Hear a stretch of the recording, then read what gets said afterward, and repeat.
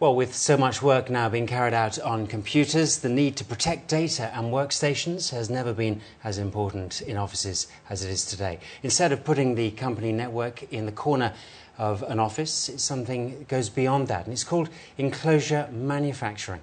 One company that's developed this business here in the UAE also has facilities in 4 continents with offices in 70 countries. Our guest today on Inside Business is Bassem Balut, and he's the Managing Director of Rital Middle East. Thanks for coming in today. Thank you very much for inviting me. Bassem, do you think enough companies do take protection of their data seriously enough in their offices? Yes, correct. I am sure they do, and this is something we are facing more and more in the last years, that decision makers are giving a very big importance and priorities for protection, for security, for cooling of, let's say, their servers, because servers generate heat and they must be cooled. Otherwise, they might stop functioning, or they might have defects. And in order to protect the data in them, they must be cooled usually between 20 and 25 degrees. And so decision makers, yes, they are giving a lot of attention to this.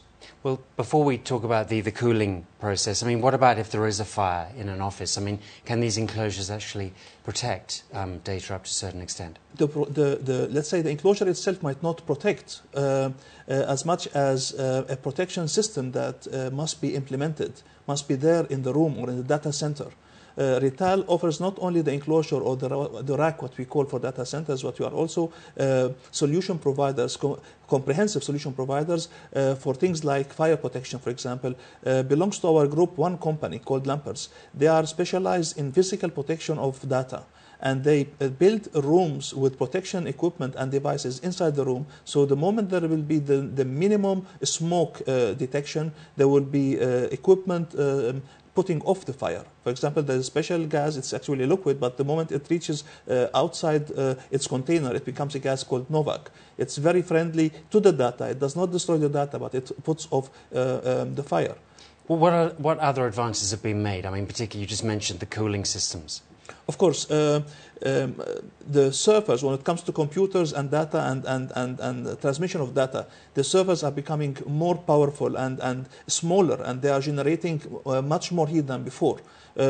Years ago, one server needed one complete room to house it. Now you can put a very powerful server in a small part of a cabinet, what you call cabinet or enclosure, and it might not be more than, let's say, 9 height units, which means no more maybe than 40-45 centimeters, but it will generate 14 kilowatts of heat, and these need to be cooled. How much are you at the forefront of research and development? We are very, very much involved in research and development. Our research and development departments worldwide, especially in Germany, they include hundreds of engineers. And every year we go to exhibitions not only to be close to our customers, but also because we are proud to be there to show our customers our innovations. Last year we were on the SEBE. This is one of the biggest IT exhibitions in the world. We were able to go there with more than 200 new innovations. When I speak about innovations, I don't mean the enclosure. We are not only enclosure manufacturer. I'm speaking about the highest quality or the most advanced UPSs, about solutions for cooling with liquid, as I mentioned before. For example, we represent last year on the exhibition our green cooling unit, air conditioner for the industry.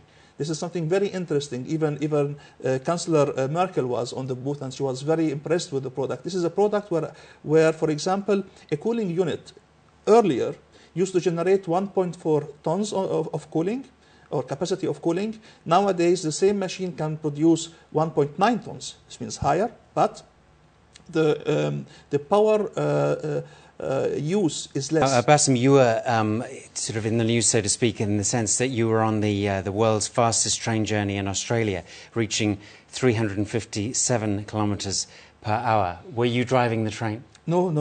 Unfortunately, I cannot drive the train, but I had the pleasure to be in a similar train in China, in Shanghai. This is the train, what is actually called in Germany Transrapid. It is a German technology, and it was, of course, exported to China. I must admit, I'm not very familiar about the train in Australia as much as I'm informed about the one in China, because I was in this train and I had the pleasure to move from the airport to the middle of the city. And you are right, it can reach more than 350 kilometers per hour. Now, where I'm happy to mention is inside these trains are our racks, our products, our solutions. Of course, we are there because we are cooperating worldwide with big names. How has the credit downturn affected your business? I believe it affected almost everybody, and we feel that the market is slower at the moment, and we feel that some projects maybe are postponed or put on hold. This is a crisis that will affect us maybe more in the coming months, but we as a company, we believe it will not affect us like others for many reasons, or for, let's say, the reasons are as follows. We are covering more than one sector of the market. We are in the industry, we are in the oil and gas, we are in the IT, we are in the telecommunication. We are also covering, let's say, my team and myself here. We are serving 16 countries in the Middle East. So one market might go down, one market might stay steady, one market maybe had some growth. We believe there will be in the UAE some growth this year. It will not be like last year. Bassem Balout, thank you very much for coming in on Inside Business today. I appreciate it. Thank you for having me. Thanks a lot. Thank you. Well, that's it for this edition of the programme. You can contact us by writing to ib@city7tv.com. For now, from all of us on this edition of the programme, goodbye and thanks for watching.